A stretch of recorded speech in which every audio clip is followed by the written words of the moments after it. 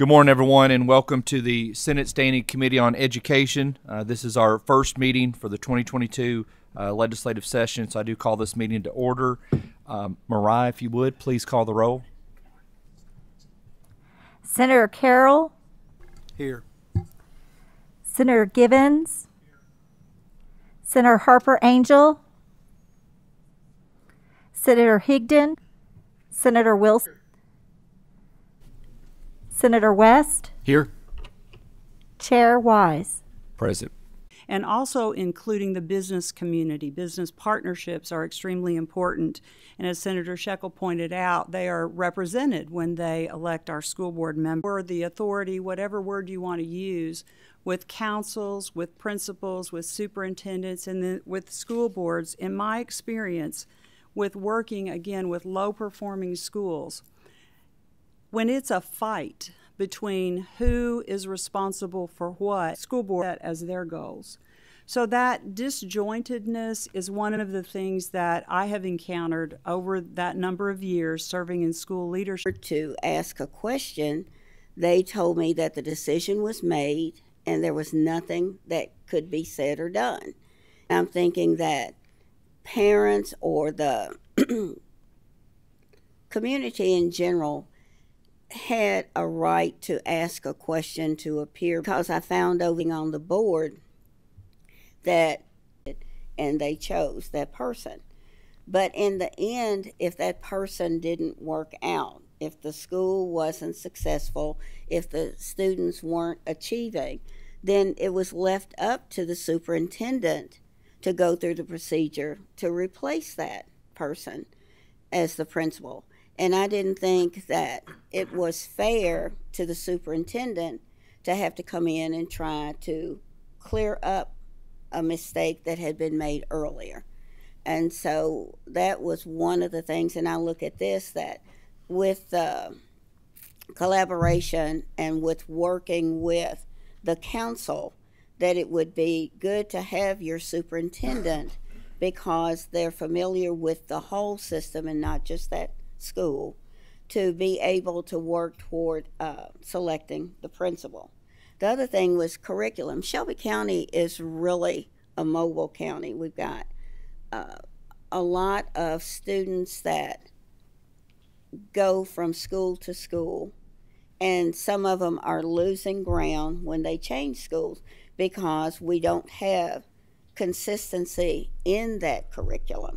And what happens, some of the students, and I've had the parents complain to me, and even the students, that if they go to a different school, they're repeating what they've already learned, or else they're advanced to the point where they've lost something that they don't know.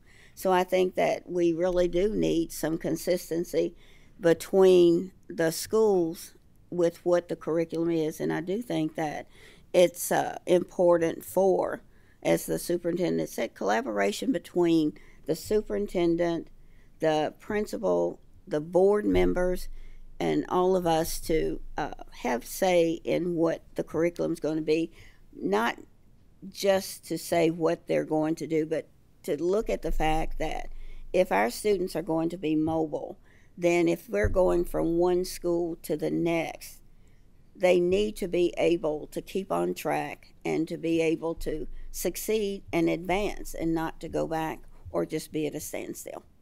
So I thank you for that, and I'm open for any questions. Thank you. I'll just briefly, sir, just for the record, I'll introduce myself. I'm Eric Kennedy with the Kentucky School Boards Association. I'll just not belabor all of the good things that have been shared so far. I just want to thank you for hearing this bill today. Thank you for making this a priority. I believe several of you in other places recently have said that every topic, every bill sometimes has its time and has its day that comes. We have talked about this, some of these pieces, for many, many years. And I think in statute, part of that CARA law from 1990 really established this overall statement of, here's what we want all of our students to be able to do and what our schools should do for them. And in order to make that happen, everyone involved has to be working together and collaborating. And I think that's exactly true now, and that's really kind of at the heart of what this bill is trying to get to. So we just appreciate it so much and your consideration. Eric, thank you for your words and testimony as well.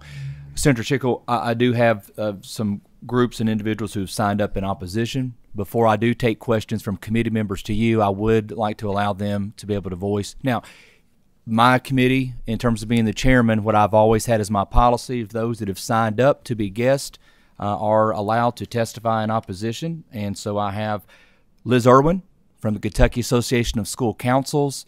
I also have from the Kentucky Education Association, Eddie Campbell and Toby Cable. I may be mispronouncing the last. Thank you very much. So if you all would make your way to the table, please, and you can present your testimony, it will be greatly appreciated.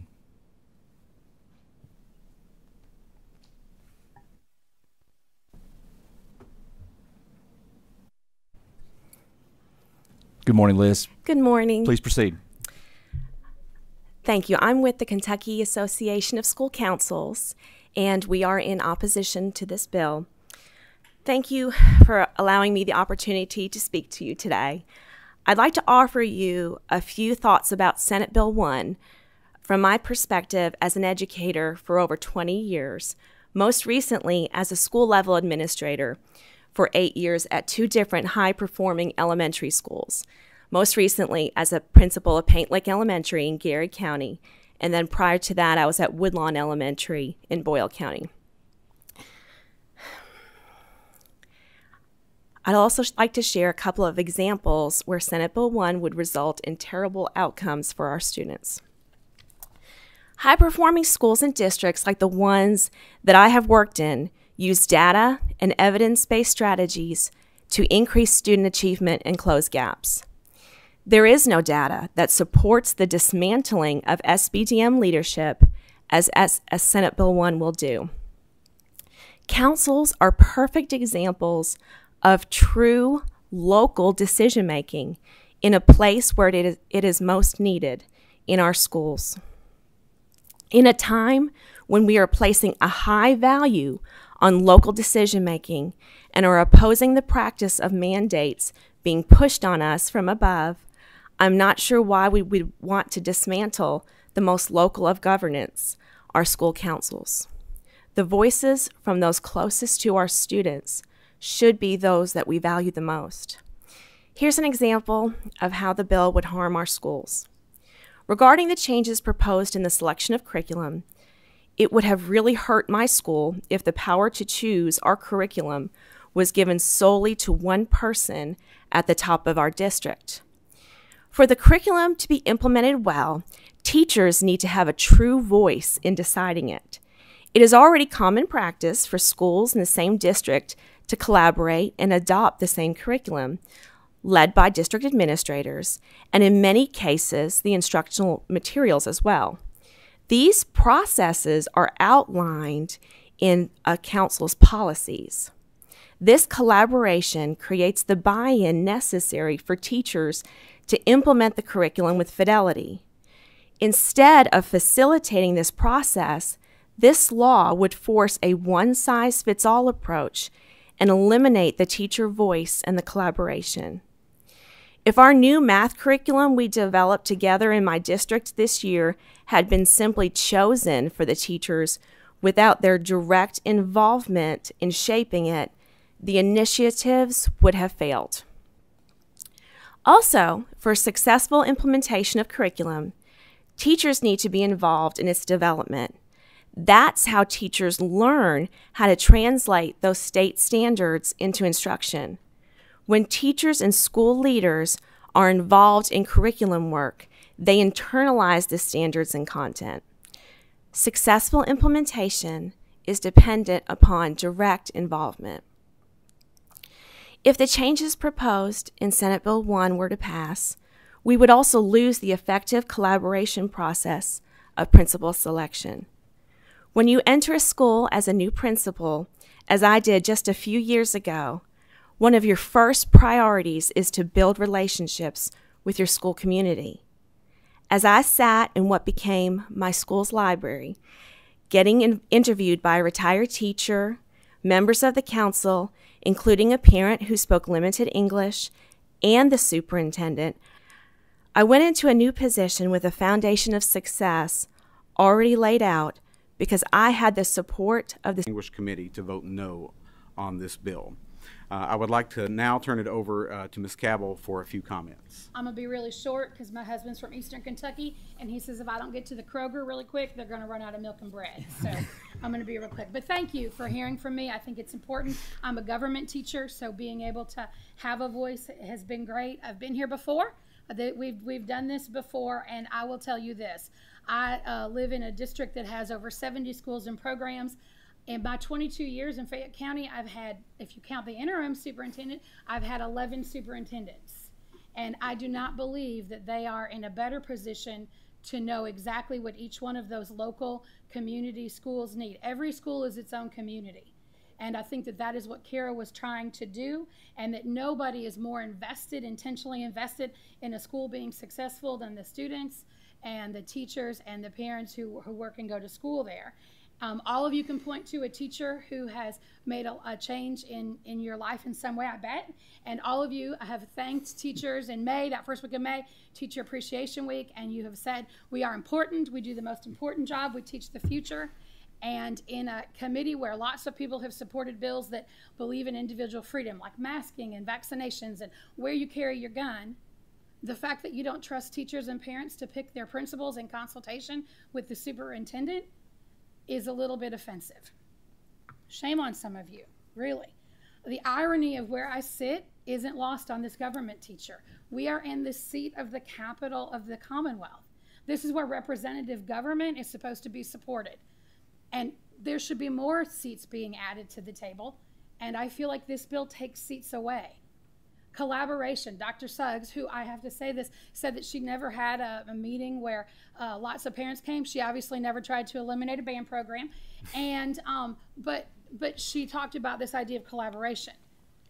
The way that the site-based council is structured now guarantees that collaboration. Senate Bill 1 would make that collaboration at the whim of a superintendent, and I have had 11 of them, and some of them have been awesome, and we didn't need to have a site-based council rules and regulations, but some of them, they were protecting the local schools and the autonomy of those schools and doing what was best for those individual schools. Every school is different, and there has to be collaboration, but Senate Bill 1 doesn't guarantee it, it takes it away. This decision is so important, and it also shows that you actually believe what you say, that the more local and the more intentional and the smaller you can make government, the better off we are, okay? And if there's a superintendent that doesn't think they have authority or power to work with a principal that they didn't choose, come find a teacher. We work with people all the time that we didn't get to pick, and we're expected to help them and make them better and improve on what they're doing every day. I would be happy to train any superintendent that needs that. I'm actually certified to do it. And that is all I have to say. Thank you so much. Be careful driving home. Thank you so much for your comments. Appreciate your testimony. Thank you again, Senator Wise. I'm going to allow one more testimony. This is the last one because this person did contact LRC to be signed up, even though they were not here in time that I took up the form. Gay Adelman, if you would proceed. We do have to still take questions and testimony on this bill and vote. We still have another bill that's still on the agenda for today. I will ask that you please keep your comments brief, as we already have had testimony against the bill. Thank you. Proceed. Thank you, and I do appreciate you letting me speak today. Most of you know me. My name is Gay Adelman, and most of you know me from my work in public education advocacy with Save Our Schools Kentucky and Dear JCPS.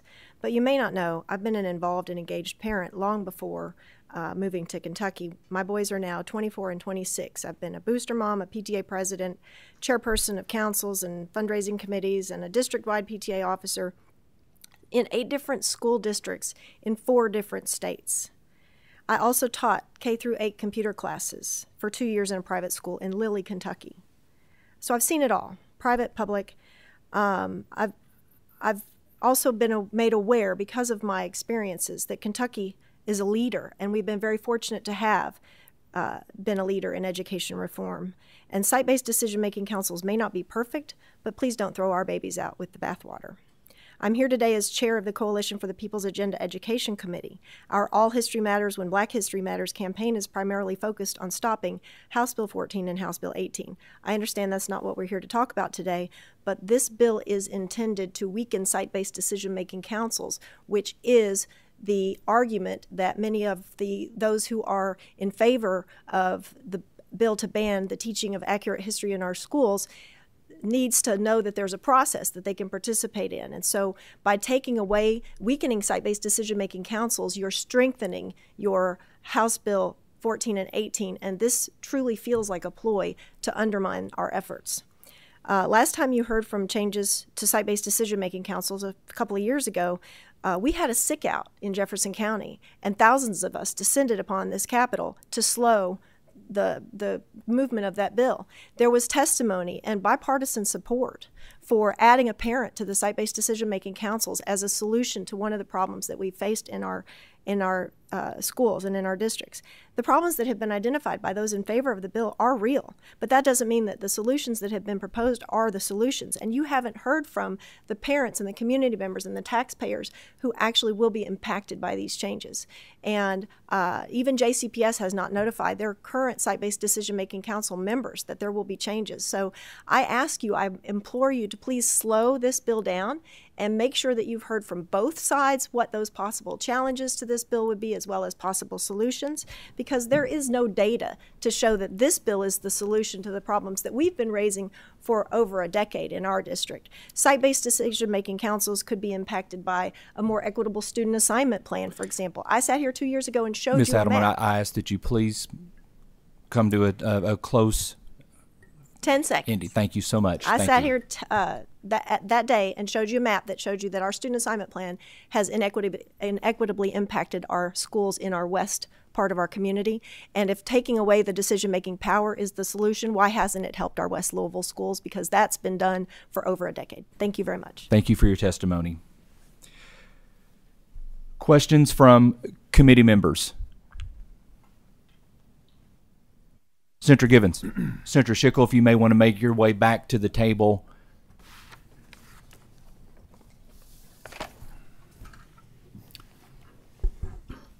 Senator Schickel, thanks for the legislation. You and I have talked about this multiple times. I want you to reiterate for the committee again, the concern was raised a few moments ago that this is too soon, too fast, and moving too quickly. How many years have you been pursuing this? 6 or 7. 6 or 7 years. Mm-hmm. The versions, have they changed substantially over the 6 or 7 years? Not substantially. What was the original premise? Walk us briefly through that evolution and what may or may not have changed in the legislation this year relative to those other years. The evolution of the bill, I don't serve on the education committee, but I drive a school bus, and my partner is a retired teacher. And when I got involved in this, she was an active teacher. And so I was in the schools a lot, and I was around the educational in our schools. And so I was listening and talking, and the idea from this bill came from teachers and parents, because I couldn't fathom a system like this where the person who was ultimately responsible for the performance didn't have the tools in the toolbox to change it. When a school is not performing well, we don't say, well, we don't run, the average citizen doesn't go to the site-based council and know about the site-based council. They look at the superintendent. Well, first they look at the principal. They look at the superintendent, and they wonder why their elected officials, the school board, and that's why the testimony about this somehow takes away local control. The school board is the ultimate local control elected by all the citizens of that school district. And so that's the foundation of the bill. But we've made changes. We've added people to the site-based council. We subtracted people to the site-based council. The biggest change we made is we've narrowed the focus. We've narrowed the focus to 2 things. You know, there's a lot in that chapter about site-based councils and school boards, but the 2 most important things are curriculum, and as the previous testimony described, people are very interested in curriculum these days, very interested. And there was a lot of confusion on who was ultimately responsible. My own well, he's retired now, but my own superintendent, who has been a champion of this bill, as well as several principals and teachers in my district, they actually got in trouble with the Office of Educational Accountability because there was confusion on who is ultimately responsible for the decisions being made, whether it was just because citizens would go to the school board, they'd send them to the site-based council, then the site-based council go, well, oh, that's actually, and so there was no clear accountability. And in any organization, like the superintendent from Shelby so well, I think, articulated, our whole panel did. I couldn't have done it any better. But you're not going to be around in today's society if you don't seek collaboration. You have to collaborate to lead. The PTA, the site-based council, you're just not going to be around. But at the end of the day, any organization has to have someone be able to make a decision. And it has to be the people who are directly accountable to the taxpayers, the parents, and everyone else. And so for me, this bill, its concept is pretty simple. As I've talked to you a lot about it, and I thank you for all your help with guidance, mentoring, our Senate leadership, because at times over those 6-7 years, I got pretty discouraged. But that's kind of walking you from day one up to the present day. So, Mr. Chairman, brief follow-up. Rhetorical question, but I need you to answer it. I'm confident in the answer because we've had this conversation as well. But under current Kentucky law, with the authority that's invested in a site-based decision-making council, if I, as a taxpayer, do not have a child in that school building that the SBDM oversees, I'm paying the taxes. I have no voice in the curriculum. Is that correct? That is correct, and it's a great question. And a follow-up, if I might add to that, because I think it's down the weeds a little, but I think it's also very pertinent that a person can be on the site-based council and not even live in that school district and not even live in that state. And we've had that happen in our school district. I take issue with the fact that this bill eliminates or I think it makes site-based councils the important tool for parents and teachers that needs to be there. And any superintendent that or principal knows, or state senator or anything, the days of doing your job without collaboration, those are over, especially in a position like that. Thank you, Chairman. Thank you. Also, members, just want to briefly note, staff alerted me, in your folders, we also have Senator Thomas, who's not here, provided a statement on behalf of the Student Voice Team in opposition of Senate Bill 1. Just want to make sure in your folders you are noticed of that. Senator West, question? Thank you, Mr. Chairman. I'll be brief. Talking to our able-bodied help here on the podium, I think CARE was 1990. When it first came out, 32 years ago. That's a long time. The SBDMs were part of that, CARE process change, but that was a wholesale change. Those were wholesale changes in 1990, and I think it's safe to say that they changed the trajectory of education in Kentucky for the better. But as part of that wholesale change, some of those changes were good, some were bad, some in between, and as you know, you've been around for a long time, the one constant is change, and we need to be constantly trying to improve education, constant improvement. So I think those who have spoken against it, this bill, everybody is pushing towards the same goal. We want education on the upward trajectory in Kentucky. Educational standings. 50 states. You can argue over which group you're using, but we're approximately in the middle, and there are a certain number of states above us. of those states, to your knowledge, what other states currently use the SBDM model like we have here in Kentucky? No other. No other. Okay. To me, when you talk local control, that's a good thing. But school boards, in my opinion, are complete local control.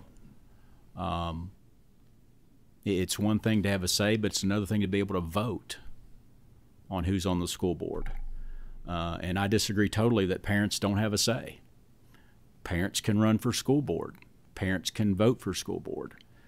And I hope that all school boards would listen to parents, whether it's curriculum, principal, choosing the principal, choosing the staff.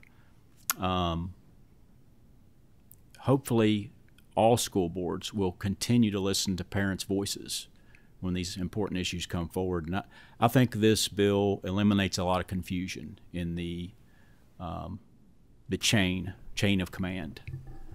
You know, the buck stops here. You know, how can a leader of a school district be held accountable when they have no control over, little to no control over who is in the chain of command below them, in middle management, so to speak. So I think this is a good bill. It doesn't do away with SBDMs. They're still in place, but it is clarification.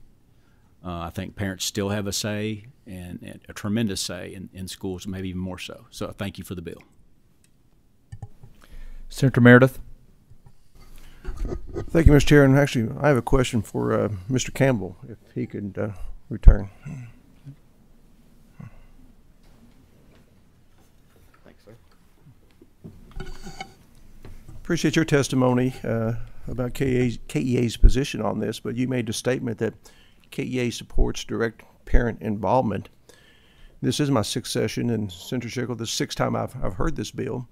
And on numerous other occasions, we've had parents added, teachers deleted, and back and forth. But one of the problems I have with this bill is that we're not adjusting the membership, and there's still only 2 parents as compared to 4 educators. And I think that's one of the impediments to parent involvement in this. So if KEA supports direct parent involvement, would you support adding additional parents to site-based councils? We support making sure that we have all the voices at the table. So parents, students, even our classified workers need a seat at that table to have those conversations about the decisions that are being made for that school. Well, I appreciate that previously y'all have not sort of supported that position. As a matter of fact, I can remember testimony against adding additional parents to a site base. So are you saying your position on that has changed? Well, I'd have to take it to my board.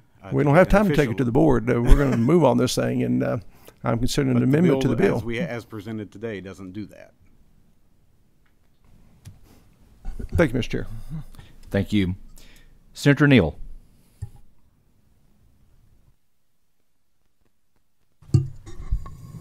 Thank you, Mr. Chairman. I know the time is short, so I'm gonna try to be as brief as possible. You know, I've been here since CURA was initiated, and I have always been ambivalent about the way this thing was set up from the beginning. However, what I have found out over the years that there was great value that was achieved through the construction of the site-based decision-making councils and shifting some of the, you call it the decision-making authority to those councils. At the same time, I've been challenged because I could see situations where some of the arguments been made here today, Senator Schickel. Clearly, in certain circumstances, I think require a certain type of accountability and a certain amount of coordination sometimes comes from one person having the responsibility of making certain things happen. So that's been sort of the ambivalence, the basis of the ambivalence I've had.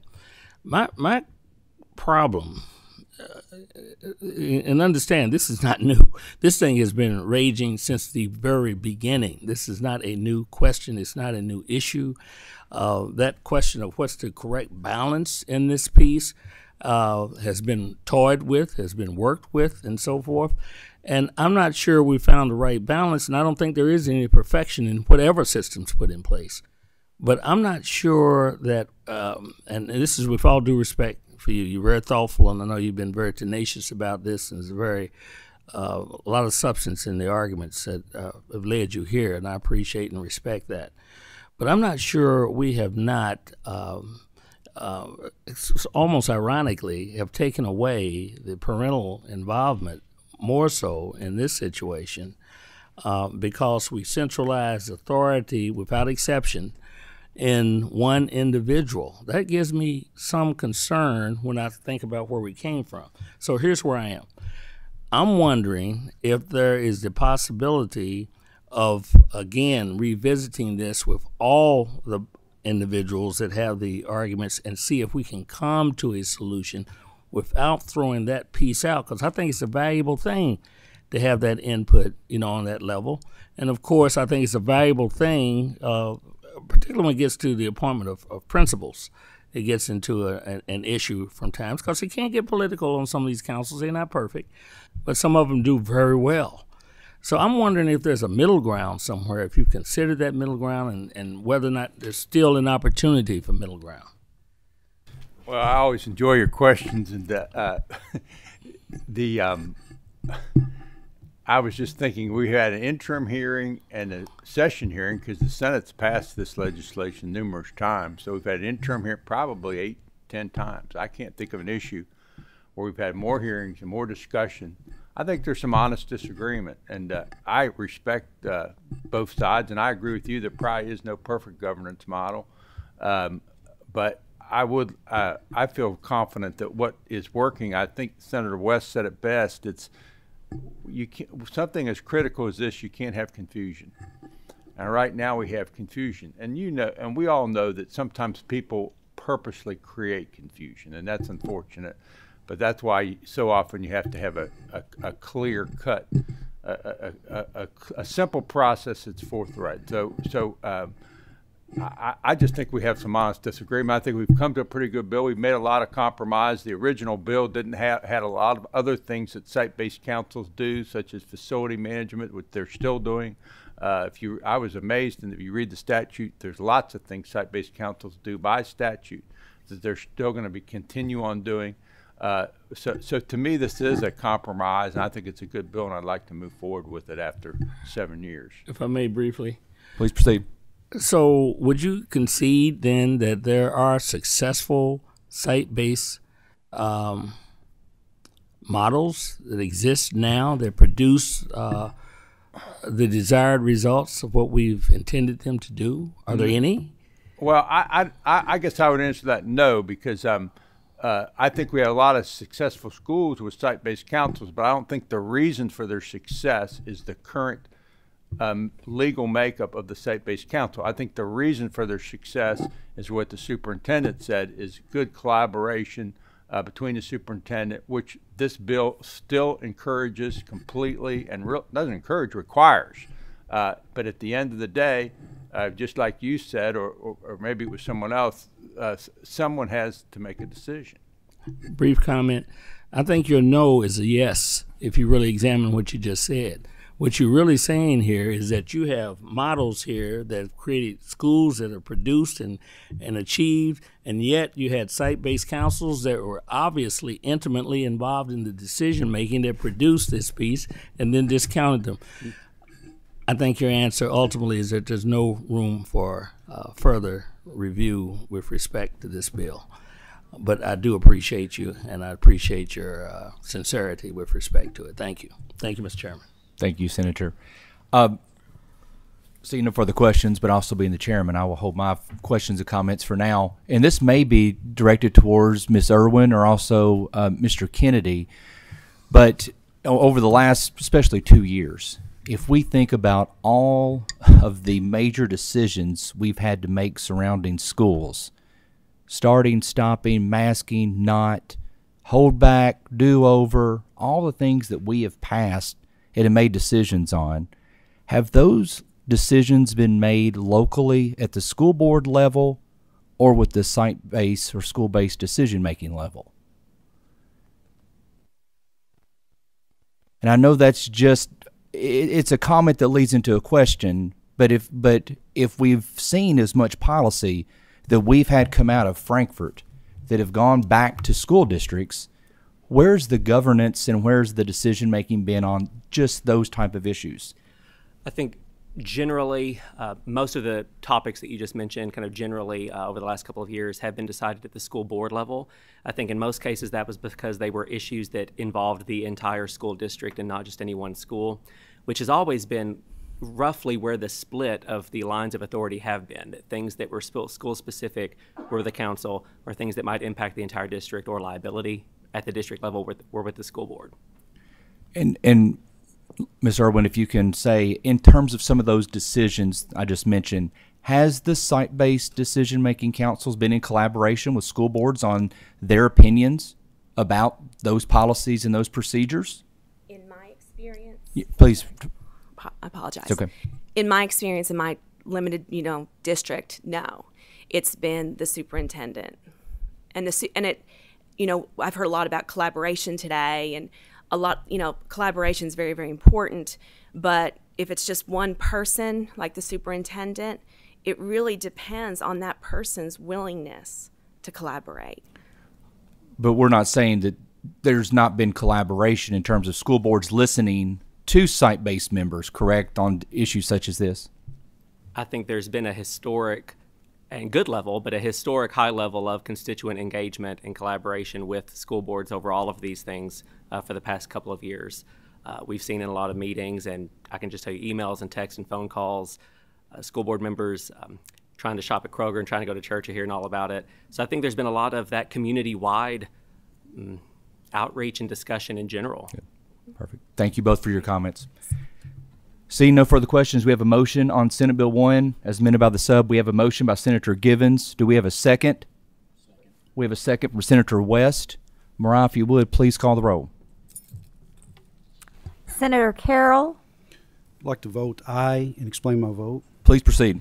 Mr. Chairman, I appreciate all the testimony here today, and Senator Schickel, I appreciate your work on this bill. And I really don't see where this is going to diminish the site-based decision-making council at all in today's environment. And I cannot imagine the frustration of any superintendent who is tasked with the success of an entire district, but yet lacks the ability to affect major change within his or her district. Coming from a position of running an organization as a CEO, and our programs include early childhood education. And for me to be successful, I have to have input from all different levels, from all different programs, and I have to take that into consideration because they know what's going on at the level that actually makes the difference in the classroom. So I think any superintendent worth their salt is going to continue the collaboration. However, it does make one individual ultimately responsible, and I think that is in the best interest of the entire district when that happens. And I think any superintendent is going to know that schools within their district are different, and you make adaptations depending on the population that you're serving in that district and what the struggles are within that school. So I vote aye for the bill, and I think it's going to be a welcome change. And I know this is most of the teachers within my district probably oppose this, but I think it's what's best for our kids. And for us to get to that next level, there has to be a different level of a performance and a different level of accountability. Thank you, Mr. Chairman. Thank you. Senator Givens. Senator Harper Angel. Senator Higdon. Senator Kerr. Senator Meredith.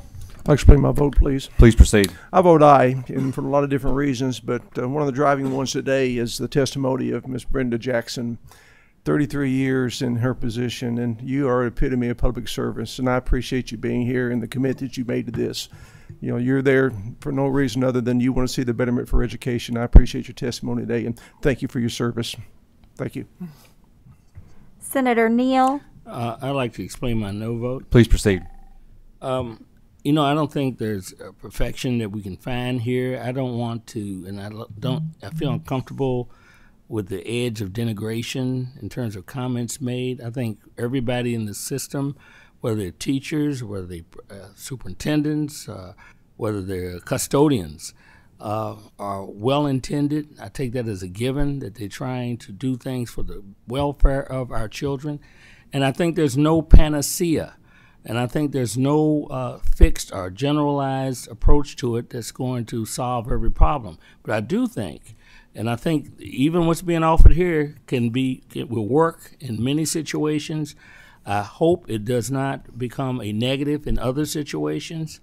On the other hand, I think there are great successes that are demonstrated by the current applications or modifications in some instances of site-based councils in particular districts, and I don't think we can take just a sweep and say, you know, that's not important. It is important. It's important, the authority, the placement of authority, the decision making, and it varies from place to place.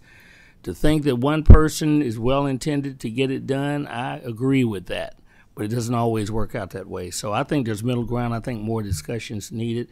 So I'm gonna vote no, at least at this time, for that purpose. Thank you. Senator Southworth. Explain my vote, Mr. Chairman. Please proceed. I'm going to be voting yes today. I have heard a lot of complaints from a lot of my districts relating to this issue. And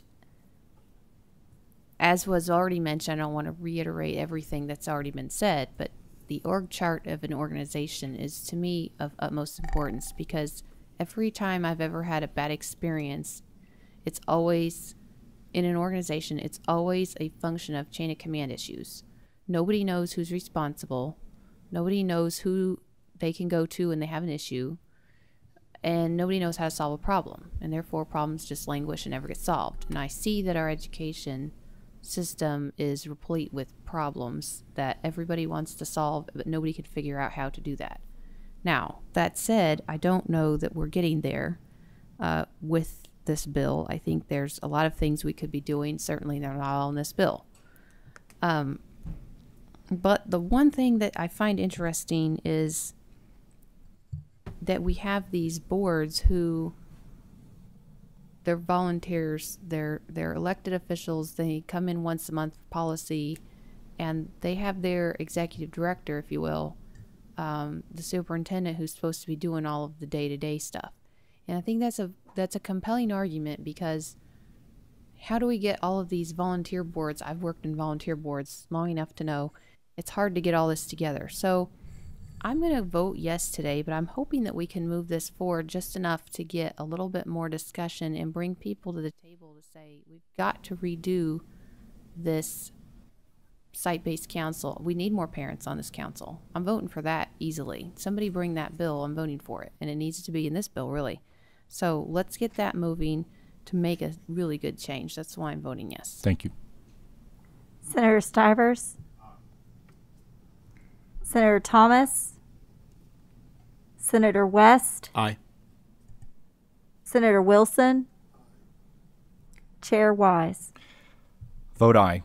By a margin of 9-1, the bill does proceed and it does pass. It'll move on from here. I want to thank both sides today for their testimony on education bills. Always appreciate when we can have civil conversations and bring everyone to the table. So thank you all for presenting today, and thank you for your testimony.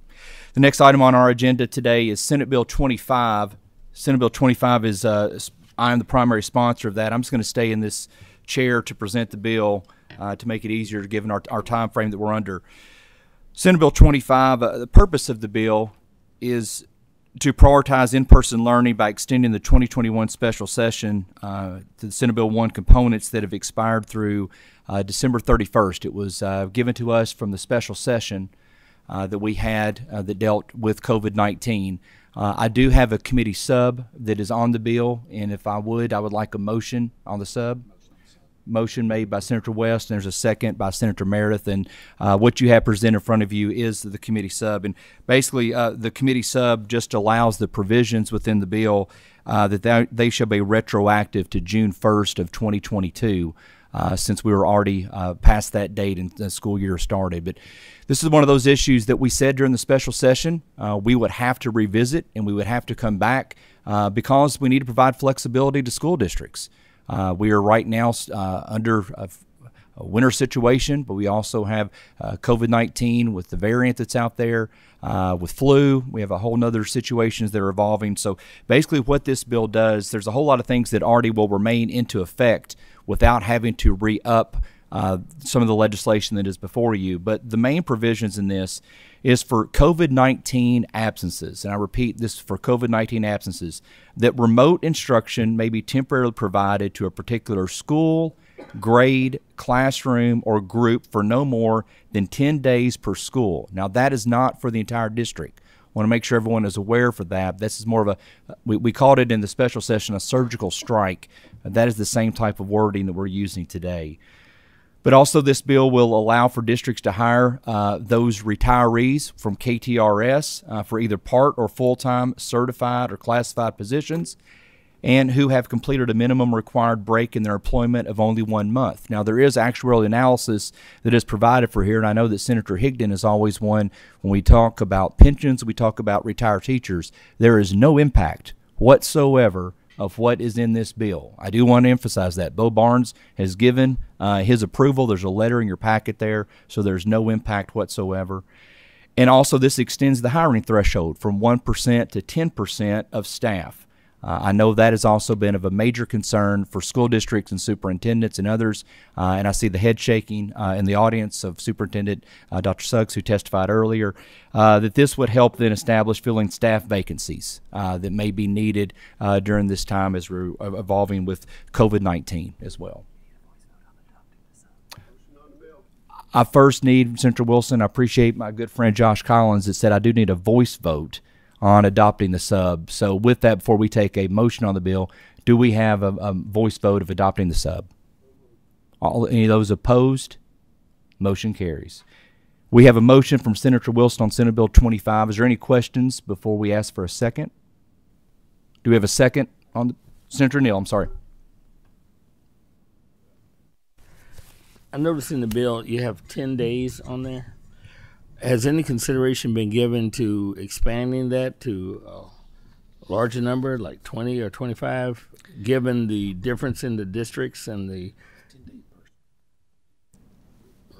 That is per school, not per district, is in the legislation. I'm sorry, per school, same thing, same question. Has any consideration been given it? I guess what I'm asking is how do we arrive at 10? Basically, that was a collaboration of agreement upon many individuals working on the bill, listening to the associations of some of the needs and some of the want that were necessary for us to get the bill moving at this time. Okay, well, do you think there might be some consideration of expanding that on further discussion? You and I can have that discussion, but I will say, Senator Neal, where the bill stands right now, we need to move quickly in terms of the urgency of this. So, but I'm happy to have that discussion. I can talk fast. Yes. All right, thank you. Thank you, Senator. Do we have a second on Senate Bill 25 as amended by the sub?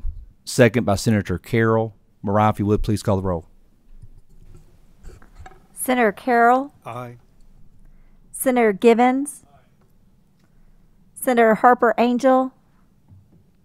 Senator Higdon. Aye. Senator Kerr. Senator Meredith. Aye. Senator Neal. I like to explain my vote. I'm going to reserve Please proceed. my vote for the floor. Senator Southworth. Aye. Senator Stivers. Aye. Senator Thomas. Senator West. Aye. Senator Wilson. Aye. Chair Wise. Aye. By a 10-0 vote, Senate Bill 25 passes and moves on. I want to thank everyone so much for their attendance today, and do I have a motion for adjournment? So moved. So moved. Thank you all.